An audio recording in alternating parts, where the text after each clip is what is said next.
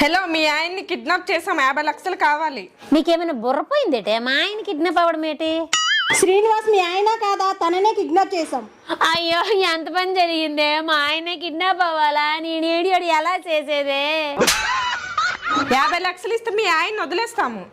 మా ఆయన హైట్ చూసారా? పొట్టి ఉన్నారు. మా ఆయన పొట్ట చూసారా? అరెకరం ఊడిపోయింది.